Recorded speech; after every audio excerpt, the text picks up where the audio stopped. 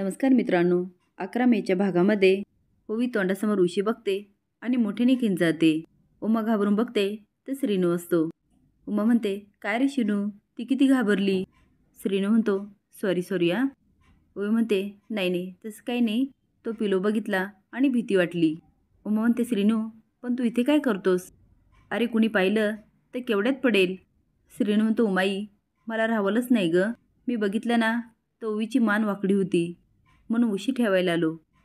आता तो ओवीला उचलतो आणि तिच्या डोक्याखाली उशी ठेवतो आणि म्हणतो, ओवी तुला बरं वाटतं ना आता. ओवी म्हणते, हो श्रीनिवास, तू काळजी नको करू. सकाळी खोतांच्या घरी सगळेच बसलेले असतात. मेघना म्हणते, हो उमाताई सगळी तयारी झाली आहे. रघुनाथ म्हणतो, निघायला अजून वेळ आहे, निघायला अजून वेळ आहे. म्हणता म्हणता निघण्याची वेळ पण आली. उमा म्हणते, अजून 4 दिवस राहिला असता तर. मेघना म्हणते, उमाताई खरं तर आम्ही कायमची इथे राहिलो असतो. एवढे छान आहे सगळे इथे, पण निशीच्या विजासाठी तातडीने जावं लागतंय. तिचा विजा मिळाला ना तिला नीरजकडे पाठवून देऊ आणि तुम्ही काळजी नका करू. तिचा विजा मिळाल्यानंतर तुम्हाला भेटण्यासाठी निशीला इकडे पण पाठवून देऊ. आता सगळ्यांना खूप आनंद होतो. उमा म्हणते, मेघनाताई हे दोघं जरी परदेशात गेले ना तरी तुम्ही अधूनमधून इकडे येत जा. मेघना म्हणते, नक्की नक्की, पण खरं तर मला ओवीला भेटायचं होतं. आज तिच्यामुळे आपली निशी आपल्यासोबत आहे हे मी कधीही विसरणार नाही. आता मी तिला डिस्टर्ब नाही करत, ओवीला आराम करू द्या. पण निशी रडत असते. आता उमा बघते आणि म्हणते, अगं निशी. आता निशी उमाच्या गळ्यात पडते. दाजी म्हणते, निशी अगं घराच्या बाहेर पडताना असं रडायचं नसतं. निशी जाते आणि दाजीच्या गळ्यात पडते. दाजी म्हणते, हसत हसत जा. निशी म्हणते, आई मला एकदा ओवीला भेटायचं, मी जर भेटले नाही ना मला तिच्याशिवाय राहणारच नाही. दाजी म्हणते, अगं विचारतेस काय, जा भेटून ये. अगं बहीण आहे तुझी ती, आणि तू इथून गेली ना तिला पण खूप घर मोकळं मोकळं वाटणार. उमा म्हणते, निशी तू जर ओवीला भेटलेली ना तिला पण खूप वाईट वाटेल. रघुनाथ म्हणतो, जा आणि भेट. आता निशी पळतच जाते. नीरज म्हणतो, मला पण ओवीला भेटायचं होतं. रघुनाथ म्हणतो, जा ना मग भेट. निशी जाते आणि ओवीला बिलगून खूप रडत असते. ओवी पण रडते आणि म्हणते, निशी शांत हो. नीरज दोघींना बघतो, त्याला खूप वाईट वाटतं आणि म्हणतो, ओवी तू खरंच खूप ब्रेव आहेस आणि तुझे हे उपकार मी कधीच विसरू शकणार नाही. ओवी म्हणते, उपकार. नीरज, अरे बहीण कधीच बहिणीवर उपकार करत नसते. माझ्या जागेवर दुसरं कुणी असतं ना हेच केलं असतं. नीरज म्हणतो, नाही ओवी, तुझ्या जागेवर दुसरं कुणी असतं ना नसतं केलं. निशी म्हणते, पण मी रागवले तुझ्यावर. ओवी म्हणते, माझ्यावर मी काय केलं. निशी म्हणते, तू तुझ्या आणि श्रीनूच्या प्रेमाबद्दल मला का नाही सांगितलं. मला आधी माहीत असतं तर मी काहीतरी केलं असतं ना तुमच्यासाठी. मी दाजी आणि दादाचा होकार मिळवला असता. ओवी म्हणते, निशी तुझ्या लाईफमध्ये एवढे प्रॉब्लेम चालू होते, मग अजून माझा त्रास कशाला. निशी म्हणते, हो का, बहिणीचा बहिणीला त्रास कधीच होत नसतो. अगं उलट सगळ्यांनी तुमच्यासाठी प्रयत्न केले असते आणि आमच्या मंडपात तुमचं लग्न लागलं असतं. ओवी म्हणते, बट झालं ते झालं, पण निशी पण जेव्हा आमच्या दोघांचं लग्न असेल ना तुम्हाला दोघांना यायचं आहे. मला माझ्या लग्नात माझी कलोरी हवी आहे. निशी म्हणते, आम्ही तुझ्या लग्नाला येणार नाही असं कधी होईल का. मी म्हणाले ना मी तुझ्या लग्नामध्ये सगळं करणार, अगदी हक्काने करणार. नीरज स्माईल करतो. तेवढेच चारू ओरडते, चला चला गरम कॉफी पिऊन घ्या. निशी म्हणते, अगं तू कशाला आली, आम्ही आलो असतो ना बाहेर. चारू म्हणते, कॉफी थंड झाली असती म्हणून आली. ती आता कॉफी देते आणि ट्रे ठेवायला लागते. तिच्या नजरेला तेलाची बाटली दिसते. चारू ती उचलते आणि हळूच ओढणीखाली लपवते आणि जाऊन ओवीच्या बाजूला बसते. निशी आणि ओवी बोलत असतात. चारू हळूच तेलाचा टोपण उघडते.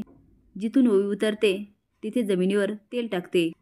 स्माईल करते आणि मनात म्हणते, तू जेव्हा केव्हा उठशील तेव्हा तुझा पाय घसरेल आणि तू पडशील. कदाचित तुझे टाके तुटतील, कदाचित पुन्हा ब्लिडिंग सुरू होईल, सगळ्यांची थोडी धावपळ होईल, पण पटकन मोठ्याने म्हणते, मला मात्र मस्त मजा येईल. निशी म्हणते, काय. ओवी म्हणते, कसली मज्जा. चारू म्हणते, ते निशी आणि जिजू जाणार आहे ना तिकडे त्यांना मज्जा येईल. निशी तू ओवीची अजिबात काळजी करू नको, मी आहे ना. ती बेडवरून उठणार नाही ना अशी व्यवस्था करते. आता मात्र ओवी आणि निशी शॉकून बघायला लागतात. निशी म्हणते, म्हणजे. पण चारू मात्र सगळ्याला मस्त घुमवते आणि हसायला लावते. दायजी रडत म्हणते, मेघनाताई आमच्या निशीला सांभाळा. मेघना म्हणते, सगळ्यांनी तिच्याशी गोड वागून कसं जमणार आहे. रघुनाथ फोनवर बोलत असतो. तो लगेच बंद करतो आणि इकडे येतो. मेघना म्हणते, मी तर तिच्याशी खाष्ट सासूसारखं वागणार आहे. आता मी चांगलंच छळणार आहे निशीला. आता ती बरंच काही बोलते. रघुनाथ घाबरतो. मेघना हसत म्हणते, उमाताई दादांना चहा द्या. जोक सपाट, तुम्ही निशीची अजिबात काळजी करू नका. उमाताई आता आम्हाला निघायला हवा. उमा म्हणते, थांबा मी बोलवते. मेघना म्हणते, नाही नाही मी आवाज देते ना. ती मोठ्याने आवाज देते, निशी निशी. चारू पटकन सगळ्यांच्या हातून कप घेते आणि ठेवायच्या बहाण्याने तेलाची बाटली ठेवते. आता निशी आणि ओवी रडत निरोप घेतात. ते दोघं बाहेर निघून जातात. चारू म्हणते, बिचारी निशी आता कधी भेटेल कधी नाही. तिला बाय करण्यासाठी तू दारापर्यंत जायला होतं. आत्तापर्यंत उमात्याने तुझ्यासाठी किती केलं आणि निशी पण तुझ्यावर अगदी सख्या बहिणीसारख्या प्रेम करते. मला माहिती आहे तुला पण जायची इच्छा असेल, पण तुझ्यासाठी तुझी तब्येत महत्त्वाची ना. हरकत नाही तू पड, मी त्यांना बाय करून येते. शेवटी माझ्या बालपणीची मैत्रिणी निशी निशी थांब मी आले. आता ओवीची चलबिचल होते आणि चारू हळूच डोकून बघते आणि म्हणते, ऑल द बेस्ट ओवी. तोंडाला हात लावून हसते आणि निघून जाते. आता ओवी कशीबशी उठत असते. तेलावर तिचा पाय पडतो आणि ती सटकायला लागते. पण तेवढ्यात श्रीनू तुला सावरतो. आता दोघं पण खूप घाबरतात. पण ओवी मात्र पोटाला हात लावते. तो तिला अलगद उचलतो आणि बेडवर झोपवतो. तेवढ्यात सगळेच पळत येतात. उमा म्हणते, अगं तू ओरडलीस का? तुला काही झालं का? श्रीनू म्हणतो, उमाई उमाई काही नाही, तिला थोडा अशक्तपणा आला होता. आता चारू हळूच बाहेरून डोकून बघते. शिनू म्हणतो, ओवी तुला डॉक्टरांनी सक्तीचा आराम करायला सांगितला आणि तुझं काय चाललंय? आता मी आलो नसतो तर तू चक्कर येऊन पडली असती. ओवी म्हणते, श्रीनिवास मला चक्कर नाही आली, माझा पाय कशावरून तरी घसरला.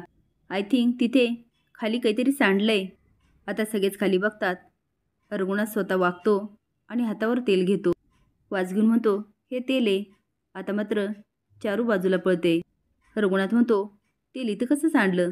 आता मात्र निशीला संशय येतो.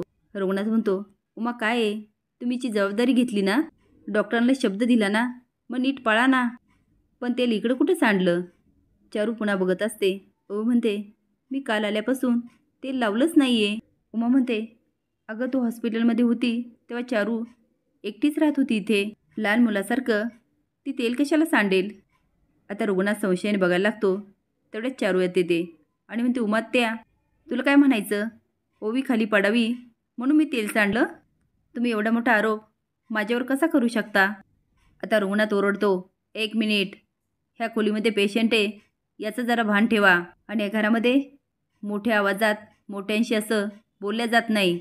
उमा म्हणते, चारू अगं मला तसं म्हणायचं नव्हतं. चारू म्हणते, तसं म्हणायचं नव्हतं पण तुमच्या मनात आलंच ना. मी सकाळी ह्या खोलीच्या बाहेर गेले, ते आत्ता कॉफी घेऊन आले. पाहिजे तर तुम्ही निशीला विचारा, जिजूला विचारा, हवं तर ओवीला विचारा. रडत म्हणते, तुम्हाला संशय असेल ना, तुम्ही द्याल ती शिक्षा मी भोगायला तयार आहे. आणि निघून जाते.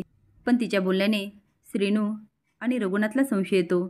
असेच नवीन अपडेट जाणण्यासाठी लाईक आणि सबस्क्राईब करा. धन्यवाद.